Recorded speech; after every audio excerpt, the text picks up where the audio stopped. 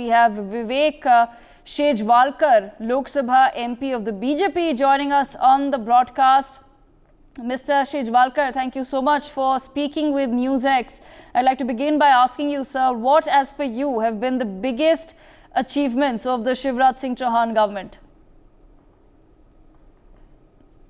शिवराज सिंह जी सरकार की सबसे बड़ी उपलब्धि ये रही है कि जो जन कल्याणकारी योजनाएं जो उन्होंने प्रारंभ की हैं, जिससे वास्तव में गरीबों को लाभ मिला, और दूसरा जो विकास मध्य प्रदेश का पिछले 20 सालों में हुआ है, उसकी तुलना अगर अपन करेंगे तो जो 2003 के पहले कांग्रेस सरकार के 10 साल और भारतीय जनता पार्टी के 20 साल, जमीन आसमान का इसमें अंतर है। चाहे बजट की साइज की बात करें, चाहे अनुसूचित जाति वर्ग के लिए बजट की बात करें, स्वास्थ्य के बजट की बात करें, शिक्षा के बजट की बात करें, सड़कों की लंबाई की बात करें, कृषि की बात करें, तो मेरा मानना है कि विकास हमारा मुख्य मुद्दा है। और उसके अलावा जो जन कल्याणकारी योजना की तो गिनाते गिनाते शाम भी हो जाएगी शायद, लाडली लक्ष्मी योजना से लेकर के और आज जो लाडली बहना योजना चलाई है, लगभग करीब 3 करोड़ से अधिक हमारे लाभार्थी हैं। तो लाभार्थी और विकास, मेरा मानना है कि ये जो शिवराज सिंह जी की सरकार में हुआ है, यही मुख्य मुद्दा चुनाव के है और इसी को लेकर हम जा रहे हैं। विवेक जी, हमने ये भी देखा कि बीजेपी ने जो अपना चुनाव प्रस्ताव था उसमें फोकस रखा है विमेन पर, औरतों पर फोकस था। बीजेपी ने अभी तक स्टेट की महिलाओं के लिए क्या किया है और क्या विजन रखते हैं उनके फ्यूचर के लिए? What is the vision of the BJP for the future of women in the state? देखिए, मैंने अभी 2 योजनाएं गिनाई थी आपको। एक तो लाडली लक्ष्मी योजना, लाडली बहना योजना जो अभी पिछले कुछ महीने पूर्व चालू हुई है।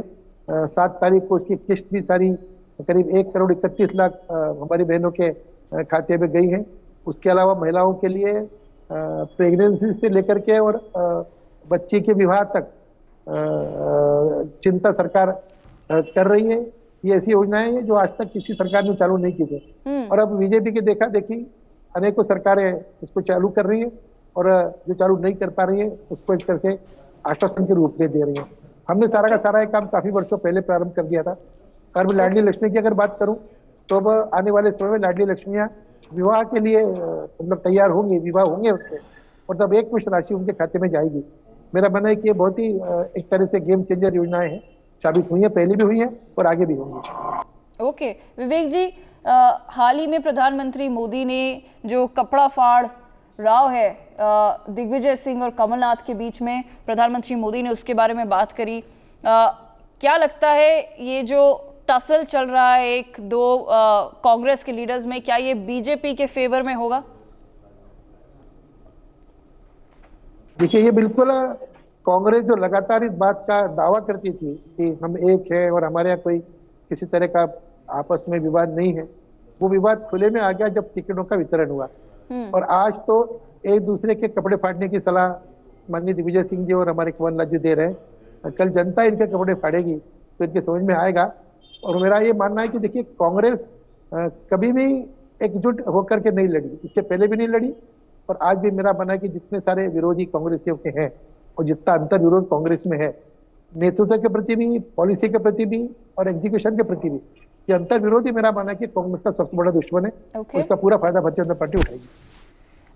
एट द सेम टाइम विवेक जी, उसी ऑन दैट नोट जो आप कह रहे हैं कि कांग्रेस एकजुट होकर नहीं लड़ पाती, हमने हाल ही में एक डिवाइड भी देखा है जो INDIA पार्टीज़ हैं मध्य प्रदेश में, सपा और कांग्रेस के बीच में एक डिवाइड देखा, सीट शेयरिंग फॉर्मूला नहीं बना पाए। क्या ये भी आपको लगता है will work in the BJP's favour?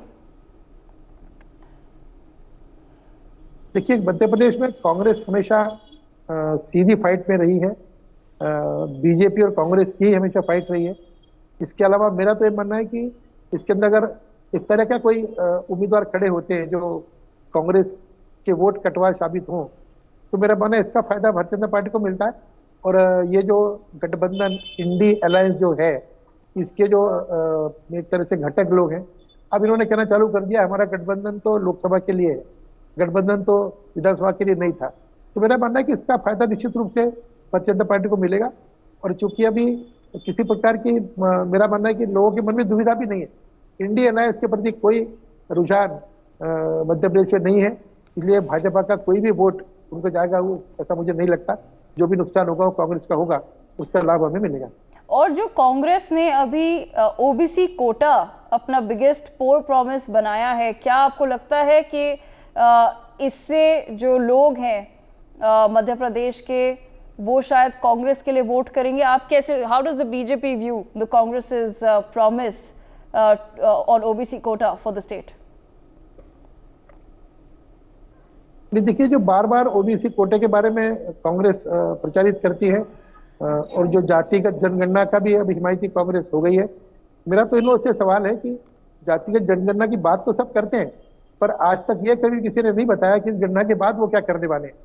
जबकि अगर इसके परिप्रेक्ष्य में माननीय मोदी जी को देखूं तो जो लगातार कई सारी योजनाएं जो है, जैसे आयुष्मान भारत योजना है, प्रधानमंत्री आवास योजनाएं हैं, ये सारी योजनाएं जो है 2011 का जो ACCC सर्वे हुआ था, उसके आधार पर उसको बेस मान करके सारा फायदा पात्र लोगों को दिया जा रहा है। मेरा तो मानना है गरीब ही एकमात्र जाति है जिसको कि हमको आगे बढ़ाने की जरूरत है, उनको फायदा देने की जरूरत है।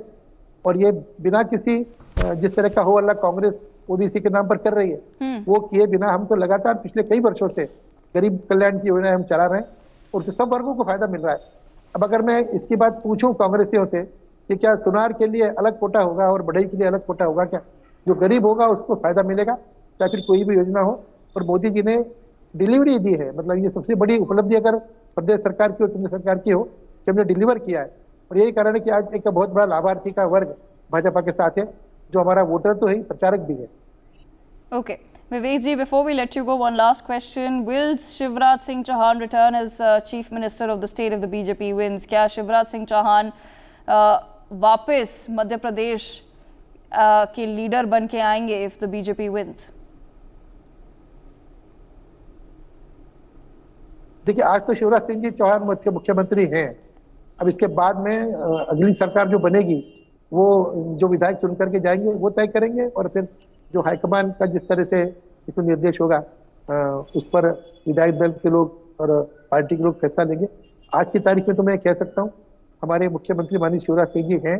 और केवल मैं नहीं कह रहा, माननीय मोदी जी ने भी ये कहा है कि अगर पिछले 20 वर्षों में अगर जो भी कुछ मध्य प्रदेश में प्रगति की है उसका अगर बहुत सारा श्रेय किसी को जाता है तो माननीय शिवराज सिंह जी को जाता है। मेरा मानना है कि इसी में सब कुछ स्पष्ट है। आज तय ये भी करने का सवाल नहीं है, अभी सबसे पहले मध्य प्रदेश में भाजपा की सरकार भारी बहुमत से बने, ये हम लोगों का टारगेट है। Okay, all right. On that note, we thank Vivek Shejwalkar of the BJP for joining us this morning. For more such videos, subscribe to the NewsX YouTube channel, hit the bell icon.